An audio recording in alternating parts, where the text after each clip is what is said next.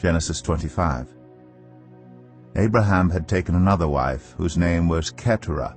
She bore him Zimran, Jokshan, Medan, Midian, Ishbak, and Shua. Jokshan was the father of Sheba and Dedan.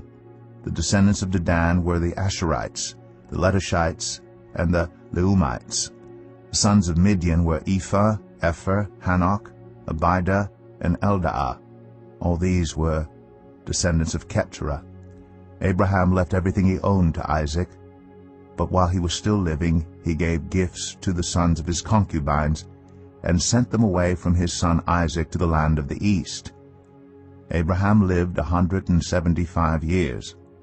Then Abraham breathed his last and died at a good old age, an old man and full of years, and he was gathered to his people. His sons Isaac and Ishmael buried him in the cave of Machpelah near Mamre, in the field of Ephron son of Zoar the Hittite, the field Abraham had bought from the Hittites. There Abraham was buried with his wife Sarah. After Abraham's death, God blessed his son Isaac, who then lived near Beer-lahai-roi. This is the account of the family line of Abraham's son Ishmael, whom Sarah's slave Hagar the Egyptian bore to Abraham. These are the names of the sons of Ishmael, listed in the order of their birth: Nebaioth, the firstborn of Ishmael, Kedar, Adbeel, Mibsam, Mishma, Dumah, Massa, Hadad, Tema, Jetur, Naphish, and Kedemah. These were the sons of Ishmael, and these are the names of the 12 tribal rulers according to their settlement and camps. Ishmael lived 137 years. He breathed his last and died, and he was gathered to his people. His descendants settled in the area from Havilah to Shur, near the eastern border of Egypt as you go toward Ashur, and they lived in hostility toward all the tribes related to them. This is the account of the family line of Abraham's son Isaac. Abraham became the father of Isaac, and Isaac was 40 years old when he married Rebekah, daughter of Bethuel, the Aramean from Padam Aram, and sister of Laban the Aramean.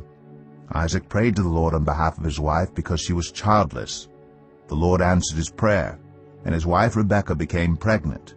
The babies jostled each other within her, and she said, "Why is this happening to me?" So she went to inquire of the Lord. The Lord said to her, "2 nations are in your womb, and 2 peoples from within you will be separated. One people will be stronger than the other, and the older will serve the younger." When the time came for her to give birth, there were twin boys in her womb. The first to come out was red, and his whole body was like a hairy garment. So they named him Esau. After this his brother came out, with his hand grasping Esau's heel. So he was named Jacob. Isaac was 60 years old when Rebekah gave birth to them.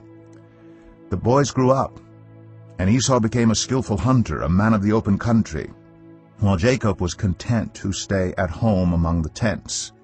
Isaac, who had a taste for wild game, loved Esau, but Rebekah loved Jacob. Once when Jacob was cooking some stew, Esau came in from the open country, famished. He said to Jacob, "Quick, let me have some of that red stew. I'm famished." That is why he was also called Edom.